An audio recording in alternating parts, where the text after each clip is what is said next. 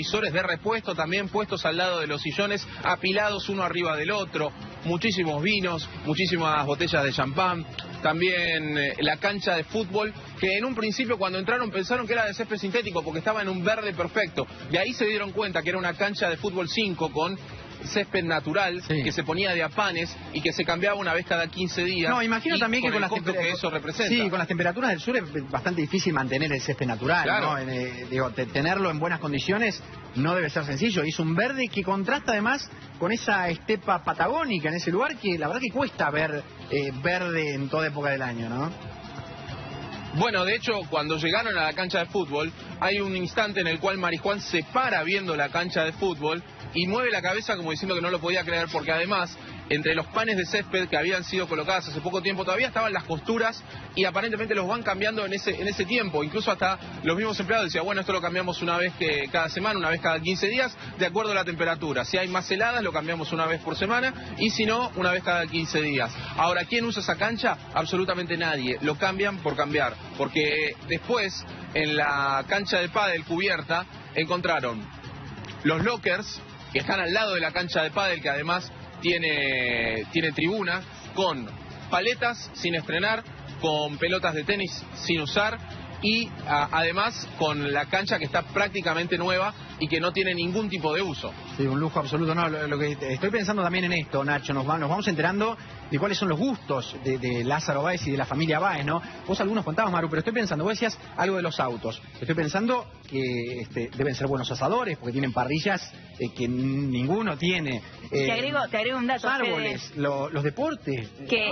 Que ahí Nacho lo debe saber también, porque se contaba que en la mayoría de las estancias, inclusive en esta, cuando llegan, abrieron los freezer, sí, de estos lugares que, como cuenta Nacho, que no usaba nadie, que hacía 3 meses o que Lázaro Báez había ido una sola vez, y que estaban llenos, corderos, carne, comida vencida en las alacenas, o sea, como una casa preparada en la que te tenés que llevar el cepillo de dientes y a la que nadie iba. Y ya estaba. ¿Y sabés lo que pensaba también cuando miraba esto? Y seguro que Nacho también lo pensó mientras cuando recorrió las estancias. Cuando uno contaba esta cosa de la ruta del dinero acá, sí, del dinero que se pesaba porque era mucho, todos decían, mirá que va a pasar eso, ¿viste? Como es demasiado inverosímil. Si yo te contaba en 2013 que Lázaro Báez tenía 150 propiedades en Santa Cruz, y entre esas una casa tan lujosa como esta, con comida vencida, con los freezers a reventar, con champán, con decenas de televisores embalados que nadie usó y muebles de repuesto, ¿vos me creías? No. Absolutamente. Lo que pasa es que, claro, uno se va encontrando, decimos, que es un hombre que tiene 427.000 hectáreas en la Patagonia, 20, 21 veces la superficie de la ciudad de Buenos Aires. Ese ya es un dato apenas para empezar a pensar en todo lo que tiene. Y cuando empezamos el programa decíamos, en el año 1991, incluso cuando él hacía y acompañaba a su amigo Néstor Kirchner en alguna campaña para la gobernación de la provincia, iban en un auto desvencijado, un Falcon modelo 72. De allí hasta ahora, pero sobre todo pensando en que la fortuna no empezó a amasarse en 1991. Esta fortuna, esto de lo que estamos hablando, se hizo en pocos años. Tal cual, pero además estamos hablando de un hombre que viene de ser empleado del Banco de Santa Cruz. No el gerente del Banco de Santa Cruz, que también sería una obscenidad pensar que uno puede hacer crear una empresa de cero, como fue Austral Construcciones, que es la nave insignia y es con la que hizo gran parte de la obra pública de la provincia de Santa Cruz. En su momento, ¿te acordás? En 2013, sí, cuando él abre su chacra a los periodistas y los periodistas le preguntan, ¿usted no le llama la atención, no le hace ruido que a partir de la asunción de la presidencia a la presidencia de Néstor Kirchner en 2013, usted haya sido el gran beneficiario de la obra pública en Santa Cruz? No, Báez. No, porque Néstor Kirchner es un hombre que confió en los empresarios locales. Bueno, ahí está. Por eso pensamos nosotros, es magia, es habilidad para los negocios, o hay alguna otra cosa. Vamos a sumar a Sergio Farela, porque, a ver, ¿qué es lo que hay atrás de esto? Y hay un tema con las facturas que posiblemente sea otra punta de la cual, si uno empieza a tirar, Sergio va a encontrar revelaciones increíbles, ¿no? Sí, así es, Federico. Facturación apócrifa. Esa es la hipótesis del juez Casanelo por la cual Lázaro Báez lavó dinero. Y por primera vez acá te mostramos las facturas con las cuales Lázaro Báez lavó dinero sucio. Esta es justamente parte de las facturas, ahí estamos viendo. Es parte de las facturas, algunas de las facturas que se usaron para lavar dinero. Exactamente, montos millonarios que según el juez Casanelo a través de 4 empresas, Austral Construcciones giró distintas obras públicas y justificaron mediante la utilización de factura apócrifa. Estas, algunas de ellas por montos millonarios que la justicia tiene en el expediente. Es una denuncia que había hecho la diputada Margarita Stolbizer acompañando justamente documentación, y esto es lo que sirvió al juez para acreditar lo que se llama el delito precedente, es decir, lo que originó el delito de lavado de dinero. ¿Y cuál es ese delito? Bueno, justamente la facturación apócrifa. Hay 4 firmas que están bajo la lupa. Uno de ellos es Grupo Penta, otro es Calvento,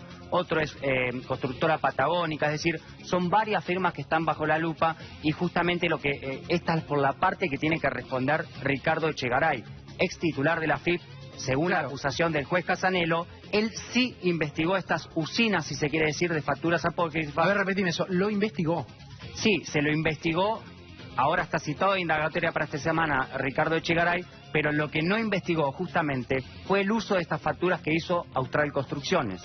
Ah, bueno, o sea, investigó hasta cierto punto. Después decidió frenar la investigación. Vaya uno a saber por qué. Quizás un olvido, amnesia repentina. ¿Qué pasó? Bueno, esta es justamente en esto se escuda Ricardo Echegaray, diciendo: yo a las usinas de facturas truchas las investigué. Incluso todas estas empresas que te mencionaba tienen sede en Bahía Blanca. La sede de la AFIP en Bahía Blanca se redujo al mínimo. Es decir, no solamente de personal, sino de recursos materiales con los cuales investigaban a grandes contribuyentes como son estas empresas. Bueno, se redujo al mínimo. 4 empresas bajo la mira que proveían de facturas truchas, pero nunca desde la AFIP se investigaba a Austral Construcciones. Estoy pensando que hubo una investigación con esto. Vos decías que una investigación, una denuncia. Margarita Stolbizer hizo denuncia. Y esa denuncia, ¿por qué no avanzó? ¿Qué fue lo que aportó Margarita Stolbizer? Que, de acuerdo a los investigadores, tenía cierto límite, cierto techo, y no permitía llegar hasta el fondo de la cuestión. Bueno, la denuncia esa que presentó el año pasado Margarita Stolbizer sirvió y muchísimo, porque le dio todo el argumento y las pruebas que le faltaban a el juez Casanelo para avanzar en esta otra investigación por lavado de dinero. Incluso la denuncia que hace Stolbizer también la tiene en su despacho el juez Casanelo, la tiene él bajo investigación. Esa causa le sirve para fundar lo que se llama el delito precedente, esto es, qué fue lo que originó el lavado de dinero, y por eso ahora se descubre toda esta maniobra donde 4 empresas, generalmente usinas de facturas truchas, proveían de toda esta documentación apócrifa al grupo Austral Construcciones de Lázaro Báez. Ese es el delito precedente. Hoy lo hablábamos con Rodrigo Alegre, decíamos, y coincidíamos en esto, decías, uno parece, cuando se pone a investigar esta trama, que está hablando de un mega negocio y hay una ingeniería atrás descomunal. Sin embargo, Rodrigo, de acuerdo a lo que pareciera y esto de facturas truchas, en algún punto podría pensarse que es más simple de lo que parece, ¿no? Sí, bueno, con respecto al tema de las facturas truchas, es claramente, digamos, el delito anterior al lavado. Es clave para el juez Casanelo lo que pasa en Bahía Blanca, digamos, donde, digamos, lo que dice claramente es que hay facturas que se usaron para generar dividendos que no van a donde deberían ir, digamos, que no están, que no se pagaron impuestos. Y eso es lo que dice el juez Casanelo, la plata que aparece contándose en la rosadita. La investigación del juez, digamos, es larga, digamos, la ruta del dinero es larga, y nos lleva no solamente a la Argentina, nos lleva al Uruguay, digamos. ¿Por qué el Uruguay? Porque hay un campo de 152 hectáreas, que lo compró Leo Farini en un comienzo, que lo siguió comprando, el campo lo siguió comprando Pérez Gadín, Jorge Chueco, digamos, lo pagaron 14 millones de dólares. El campo en principio vale 9 millones de dólares, eso es lo que está investigando la justicia uruguaya, pero lo pagaron 14 millones de dólares, esa es la cifra que figura en la escritura. Es este campo que estamos viendo, que esta semana fue embargado por la justicia uruguaya, le trabó un embargo porque también están investigando el lavado de dinero, están viendo dónde está la plata y cómo se llegó a comprar este campo, dónde salió el dinero, quién tiene ese dinero, porque claro, en los papeles figura Daniel Pérez Gadín, pero no figura Báez, pero la justicia uruguaya tiene y sabe que detrás de este campo está claramente la familia Báez. Hubo un embargo el día lunes y después se produjeron estos allanamientos, porque ahí arriba había 8 contenedores. Muy misterioso. Muy misterioso. Vos pudiste sobrevolar, Rodrigo, la zona, y la verdad que debe llamar mucho la atención ver esos contenedores, que incluso estaban algunos puestos de una manera bastante simétrica, algunos en forma paralela, 2 más en forma transversal a esos primeros, y después uno alejado del resto, lo cual llama mucho la atención. Bueno, ese es el más misterioso de todos. Ese contenedor estaba abajo de un monte, digamos, a 800 metros de la entrada principal del campo El Entrevero. La justicia uruguaya lo que hizo fue entrar directamente al lugar y revisar. No encontraron nada, digamos, encontraron amoblamientos, maderas, pero bueno, era muy sugestivo porque tenían testimonios en la justicia de que ese contenedor no estaba ahí en el año 2011, 2012. Es decir, que llegó después. Obviamente que además del contenedor hay toda una trama de cómo llega el dinero a Uruguay. Salieron las alertas en Uruguay sobre el traspaso de fondos allí y cómo se compró el campo. Y obviamente lo que está pidiendo la justicia uruguaya es que declare Pérez Gadín, que declare Jorge Chueco, que declare Fariña también en ese expediente, porque digamos el lavado de dinero para ellos es un delito muy muy importante. Digamos, hay 2 personas que están involucradas en esta causa y que fueron multadas, no procesados, fueron multadas. Es el escribano y el broker inmobiliario, pero toda esta operación se hizo de alguna manera con dinero, dice la justicia uruguaya, no con dinero turbio, digamos, con dinero oscuro, y de esa manera se compró el campo El Entrevero, que te repito, tiene 152 hectáreas, se pagó 14 millones de dólares, la justicia dice que vale mucho menos, que vale 9, y obviamente, digamos, hay viajes, muchos viajes de Leo Fariña en aviones privados a distintos aeropuertos de Uruguay. Obviamente, ¿cuál era el fin último? Comprar este campo, El Entrevero, en Uruguay. Bueno, cierta fascinación pensaba respecto de Uruguay también, ¿no? Porque esto que vos decías sí había trascendido respecto de los vuelos a Uruguay. También una de las primeras apariciones, recuerdo de Leonardo Fariña cuando apareció al gran mundo de las principales revistas, ¿no? Con su boda con Karina Jelinek.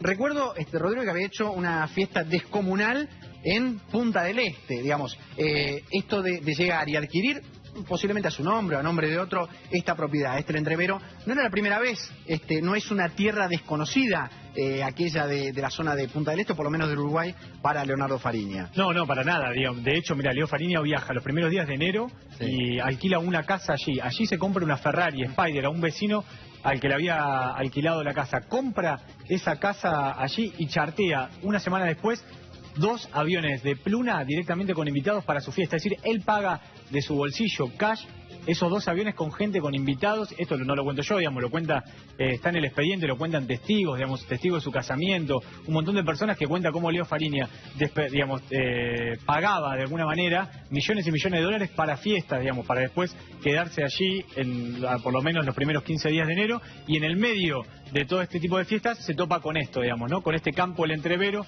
decide comprarlo en nombre de Báez, comienza todas las gestiones y después lo termina comprando el campo Jorge Chueco y Daniel Pérez Gadín. Obviamente Gadín lo compra en nombre de Báez y termina cerrándose la operación. Pérez Gadín y Chueco, digamos, vuelvo a repetir, digamos, el contador y el cerebro legal de Báez para la compra de este campo El Entrevero. El primer gestor, ¿quién fue? Obviamente Leo Fariña, digamos, que iba todo el tiempo y que incluso hay fotos de él en este campo junto al resto de las personas cuando lo estaban por adquirir. Bueno, quizás hay que darle en algún punto la razón a Casanelo, Maru, porque tanto tiempo pasa. Se supone que es una causa muy compleja, ramificaciones. Vos contabas un dinero que se supone que vino desde los Estados Unidos. Ahora Rodrigo está contando de este campo en Uruguay, de Entrevero. Es decir, no es sencillo el lugar geográfico para investigar. No es sencillo, pero hubo tiempo. Vos pensás que todo esto que estamos contando acá, que el campo, inclusive la compra del campo del Entrevero, creo que Rodri la viene contando hace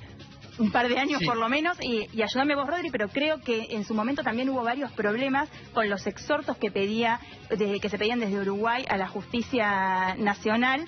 Ahí hay algunas dilaciones, en algún momento inclusive creo que la jueza de Uruguay le dedicó algunas palabras a Casanelo como diciéndole apure un poco el trámite. Sí, claro, lo que sucede es que Casanelo le pidió información a la jueza Adriana de los Santos en Uruguay, como bien vos decís, Maru, y Casanelo dice que envió la información pero nunca le llegó, y viceversa, digamos.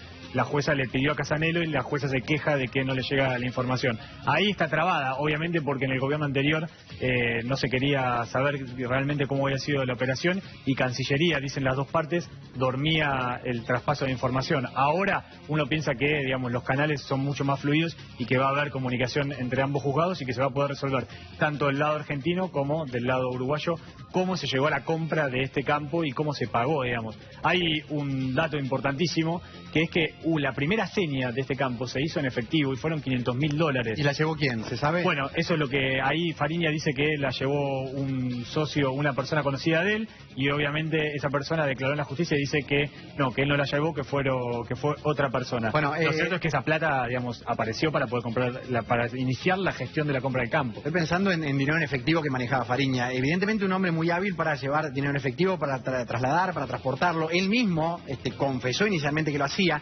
Y de hecho, en un rato vamos a contarte también, a propósito de dinero en efectivo y de cómo lo llevaba, el campo por el cual él estuvo 2 años detenido, una causa que tramita todavía en La Plata y que ya tiene fecha de juicio oral para los primeros días de junio, aparentemente llevó dinero en efectivo, una cifra millonaria en efectivo, un campo que después se vendió por mucho menos. Pero pensaba en esto, ¿no? Hablaba Rodrigo de $500.000, algo así, que él lleva en efectivo, o que lleva él o lleva algún socio. Dinero, por eso cuando hablamos de montos, de cifras y dinero que se saca y se pone y que se lleva encima, la verdad es que no dejamos de sorprendernos, ¿no? Y además, el manejo del dinero en efectivo, es dinero negro. Claro, porque si no, uno que dice, hago una transacción, sí, lo bancarizo. Inclusive hay muchas operaciones, sobre todo las inmobiliarias, que no se pueden hacer así en efectivo, como poner un peso encima del otro. Digo, muchas cosas están bancarizadas justamente para garantizar el control. Cuando uno tiene grandes sumas de dinero en efectivo, eso también es una alerta. Pensemos que acá se está investigando lavado de activos, lavado de dinero, que es un delito muy difícil de comprobar. Por eso esto que contaba Sergio antes del delito precedente. Sí. Y justamente esta es una de las pistas, el manejo de dinero en efectivo. Te voy a contar una anécdota, si querés, de ahora del sur, que lo digo así, es un dato anecdótico porque es casi imposible de comprobar. Pero estábamos en Río Gallegos, una persona se acerca y me cuenta sobre una operación que había hecho Lázaro Báez con una persona en Chubut de compra de carneros. Vos sabés que tiene, vos lo decías, más de 400.000 hectáreas, sí, 15.000 cabezas de ganado, que es bastante poco, ¿no? Para esa cantidad de tierra. Sí, para esa cantidad de tierra sí. Pero bueno, en una oportunidad compró 2 jaulas, supuestamente de carneros, de ovejas, pagó en efectivo 1,5 millones de pesos. En efectivo. En efectivo. Fue, le digo, bueno, yo me voy a llevar esos 500 carneros, que los pago en efectivo, 1,5 millones de pesos. Esta persona que me lo cuenta estaba muy sorprendida, porque dice, no se maneja, si yo para hacer una compra de ese tipo la tengo que bancarizar, porque si no es imposible, no se puede, el otro no tiene modo de justificarlo. A ver, esto puede ser verdad, puede ser mentira, puede ser mito, bien, lo que pero... digo, hay muchas historias así en el sur de gente que conoce a los Báez de hace mucho tiempo y de cómo se manejan. Y bueno, y el propio Fariña. Digo, no por dejar de lado la responsabilidad que tienen los Báez, Fariña también, pero digo, cuando hay una operación de compra y venta, alguien que compra y va con dinero en efectivo, con esta cifra, pero alguien que lo recibe también, ese dinero en efectivo, ¿no? Y dice, te lo acepto, dale, ¿cuánto? $500.000? Sí, dale. Es decir, alguien que pone plata negra y alguien que recibe plata negra también, ¿no? Exacto, creo que hay montos y montos y montos y tipos de operaciones. La compra del entrevero en Uruguay creo que es una operación inmobiliaria millonaria, como contaba Rodri recién, que la está investigando la justicia argentina y también la justicia uruguaya. En su momento, hace algunos meses, nos preguntábamos qué causa avanzaría más rápido, ¿no? ¿Te acordás que en su momento también muchos... Mirá si terminan condenados en Uruguay y no en Argentina. Sí. Esta causa de la que estamos hablando, que lleva Casanelo, en la carátula tenía a Lázaro y después Lázaro Báez no aparecía mencionado. ¿Te acordás del fiscal Gonela, que ahora renunció a la Procelac? Hace horas nada más. Pero bueno, el fiscal Gonela, que eso después le valió una denuncia del fiscal Marijuán cuando Marijuán vuelve y se hace cargo de la causa, había obviado, otro olvido tal vez, a Lázaro Báez, que era la pieza clave de toda esta historia, de mencionarla en el expediente. Y además pensaba también en esto, vos decís, casi una competencia, una carrera a ver qué causa avanza más rápido y quizás son condenados por una causa mucho menor. Mirá el caso de Leonardo Fariña, va a juicio, estuvo 2 años detenido por evasión impositiva, ¿no? Esta quizás es una muestra. Maru, un ratito vamos a seguir, pero Sergio, danos otro anticipo de un tema que nos contaste recién. En minutos, Federico, vamos a ver algo, la verdad, que impresiona, y es como un alto jefe de la AFIP, dice que había impunidad política sobre las empresas del grupo Báez. Es decir, la AFIP protegía a Báez en pleno juicio oral en público en un hecho de corrupción. Una persona que tenía a cargo un equipo de 60 personas y que fiscalizaban grandes contribuyentes, dice que había impunidad política sobre las empresas del grupo. Ahora, en un ratito vamos a escucharlo esto, Sergio. Ahora me llama la atención, no deja de sorprenderme, porque este tema, este dato que posiblemente manejan muchos y que hablaban a propósito de los manejos que había, recordamos, la FIP manejada por Ricardo Echegaray, que tendrá que declarar en las próximas horas, el próximo martes. Ese testimonio es un testimonio que la justicia está nivelando y tomando con cuánta seriedad. No, obviamente es un testimonio muy valioso y además te vamos a contar otros 2 testimonios que ya tiene en su poder el juez federal Sebastián Casanelo, que también hablan de lo mismo, que la AFIP protegía a Lázaro Báez. Ricardo Echegaray está citado el martes a declaración indagatoria por todo esto, por lo que declararon exfuncionarios de la AFIP. Bueno, un ratito nos vas a contar esto, pero también cuando hablabas recién de la AFIP hay muchas cosas para tener en cuenta, porque por otro lado, recién nos decías, la participación, Sergio, y no es no es malo repetirlo y machacar sobre esto, la participación que tuvo Ricardo Echegaray, o la AFIP en todo caso, en prácticamente disolver un lugar, una delegación de AFIP, que era la delegación Bahía Blanca, que fue justamente, o era la encargada posiblemente, de auditar, de controlar las operaciones que se hicieron con las facturas truchas. Prácticamente allí estuvo la puerta de entrada del enriquecimiento de los Báez.